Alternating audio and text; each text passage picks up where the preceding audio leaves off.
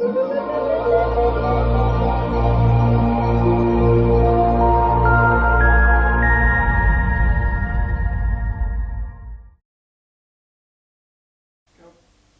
welcome back. So up until now, we've been gradually calming our group of students down outside the classroom to get them ready in a frame of mind where they're more likely to listen to our instructions when we address them as a whole and try to get them into the room and get them to start work. Remember, if we were to start ordering them around when they just come up the corridor, it's more likely that they're not going to listen to us. So we're gradually calming them down with this informal chit-chat and some positive non-confrontational reminders about the behaviour that we do want to see. So now what we're going to do is go through a stepped process to get them from outside the classroom into the classroom, sat down and ready, actually working in the quickest possible way with minimal fuss, minimal fighting and minimal disruption. Now remember, this is for a group that are really challenging, a group where their behaviour has become entrenched and habitual. This process is certainly going to help you turn this group around. Right, step one in our four-step process here is to give them a clear instruction. Now remember, up until now, it's been informal chat. It's been a relaxed tone of voice, just walking up and down the line, talking to small groups and individuals. When we're going to address them as a whole, we need to change the volume and tone that we use, and we need to change our position. We need to differentiate between this informal time and work time. So what we're going to do is move perhaps to the other side of the corridor, move away from them, increase our volume because we're going to be addressing them as a whole. Now the instruction that you give them, this clear instruction, needs to be unambiguous. It needs to be crystal clear so that there is no room for misunderstanding and, more importantly, no room to give them an excuse to do something differently than what you want them to do. So for example, if you want them to be lined up quietly, ready to go in the classroom, that perhaps might not be the best instruction. Line up quietly. Why? Well, because some students are going to carry on talking, and when you say to them, I said line up quietly, they're going to say, well, I am being quiet. If you want them to be totally silent, then you need to say without talking. And that way, there's no room for manoeuvre. They can only possibly do what you ask them to do. So our clear instruction might be something like, line up without talking, arms by your sides, facing this way with your left shoulder against the wall. Now it's up to you whether you want to be quite as draconian as that, but like I say, with a really challenging group whose behaviours become entrenched, then you may well need to be that prescriptive. But the important point is that those instructions need to be very clear so that there's more chance of them following them. I like to use the phrase, if you give them clear tracks to walk in, there's more chance of them actually getting to where you want them to be. So make those instructions crystal clear. Okay, that takes us to step two. We've given our clear instruction. Step two is to let the first group in the room. Now what I mean by that is, some of those students are going to respond first time. Some of the students in that group, even in a really challenging group, some of them are going to respond to your instruction first time, particularly because we've been spending that time chatting to them and gradually settling them down. Anyone in that group that responds straight away and stands up with their arms by their side and faces in the right direction with no talking, you move them to the front of the line. Well done, that's excellent. Well done, you've done it straight away. Thank you for doing exactly what I asked. Move them to the front of the line along with something like, you've done exactly as I said. You've lined up with your hands by your sides without talking, facing the right way. You can move up to the front of the line. Notice what I'm doing there. I'm reinforcing that behaviour that I want to see. So the rest of the students know exactly what's expected of them.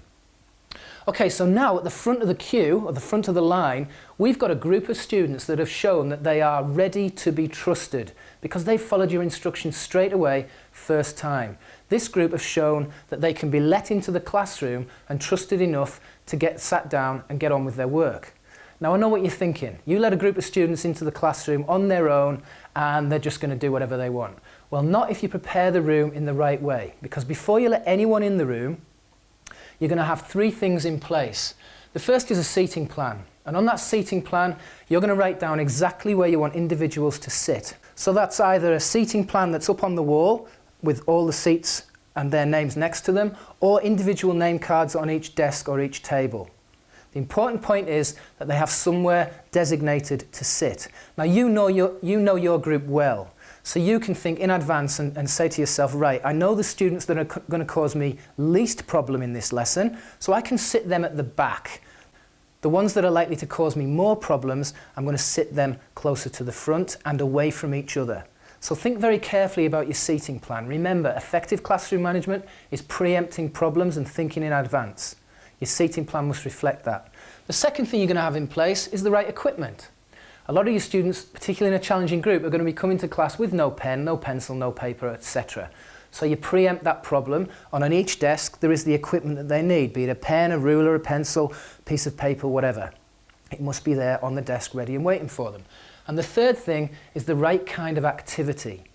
You need to have an activity ready for this group of students so that when they get in the classroom they can get sat down and get started on something straight away.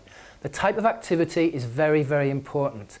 It needs to be an activity that requires no intervention from you. It needs no further instruction other than that which is either written on the board or written on the piece of paper in front of them on their desk.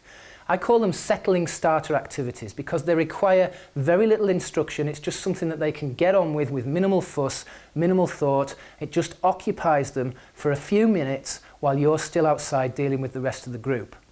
Now I've put a little document beneath this video that you can download, and that explains this process in a little bit more detail and also has a few of the settling starter activities that you could use. So you can download that and take that away with my pleasure.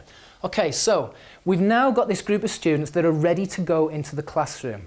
Before we let them in, we explain very carefully that they are to be trusted and they've shown that they can be trusted.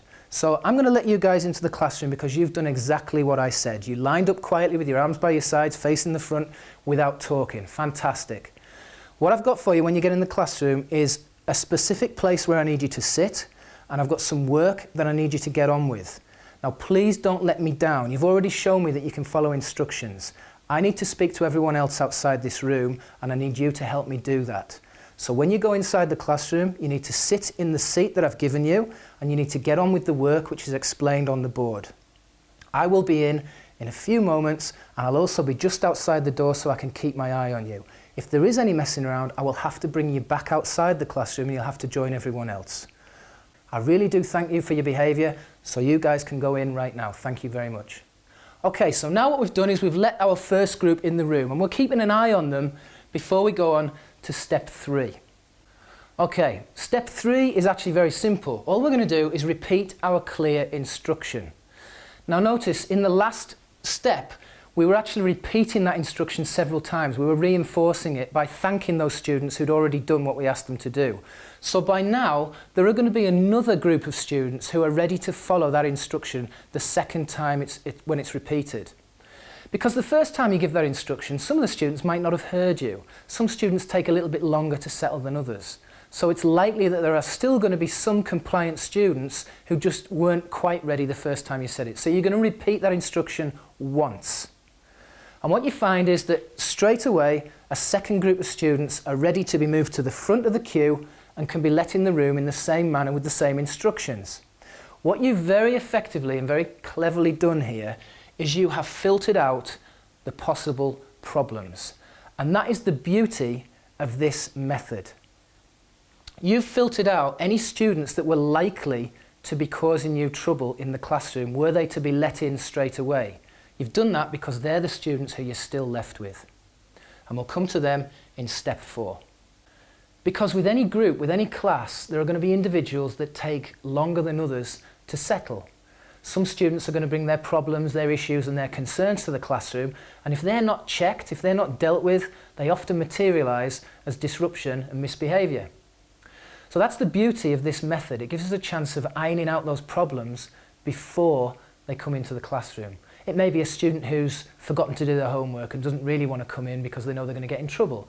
It may be a student who's got bullying issues going on. A student might have problems at home. You might just have the class clown who loves the extra attention. Or it may be the peer pressure of the whole group stopping each other from getting down to work. Whatever the problem, whatever the issue, if we can deal with it at the door before those students actually come in, then we've got more chance of succeeding with the group and preventing those problems materialising later in the lesson. So these last few students, the ones that are left, we're going to deal with them at the door, but not by yelling at them and shouting at them and threatening them, but by giving them a little bit of extra attention and a little bit of additional support. And the way I put it over is something like this. Look, this group has had problems. We're not getting on as we should be. I don't know if the problems are with me or with the work, but I'm concerned that I get paid to be your teacher and to help you succeed, and that's not happening. That doesn't sit well with me because I really want you all to do well. So what I'm going to do this lesson is I'm going to give you an opportunity on a one-to-one basis to work with me and tell me what the problem is so that we can try and iron those out and give you a better time in these lessons. It might well be just that the activities are a bit dull for you, I don't know, but I want to help you succeed. So I've laid out the classroom with a seating plan, and you're going to be sitting on your own individual desk close to me, and that means I can just spend a few minutes with you through the lesson so that I can help get these problems sorted out. Now, it's really important that you get their agreement about this because you don't want to just let them in and then it all descend into chaos and madness again. So just get their agreement by saying, look, are we agreed that we all want to do a little bit better and we want to try and at least address these problems? Yes, sir. Okay, that's fantastic. Well, we'll go in and you can go and sit in the seating plan and get on with the starter activity, and I'll come round and see you one-to-one. Now that method gives you a really good way of getting those students in and a fighting chance of getting even a very difficult, challenging class into the classroom and get them started to work. Now obviously there are going to be some students that don't respond positively at the door. There may be some students who have to be left out in the corridor until they are ready to come inside. Those kinds of students we'll deal with later through taking control of the noisy class. But I hope you've seen that this is a fairly structured way of getting most students into the classroom and get them started down to work. Okay, I hope you appreciated those 4 simple steps to get your class in the classroom and started down to work as soon as possible. There are always going to be some students who don't respond to that, but don't worry, we've got that covered in the rest of Take Control of the Noisy Class. Now in the next video, I want to introduce a way of getting their attention at the door so that they listen to your instructions. So this enhances the process of transitioning them from social time into work time. But as well as that, it also gives you 2 ways of maintaining their attention and focus throughout the rest of the lesson. So please make sure you stick around for video 3. Now before that, if you like this video, please just leave a comment in the box below and I'll see you on the next page.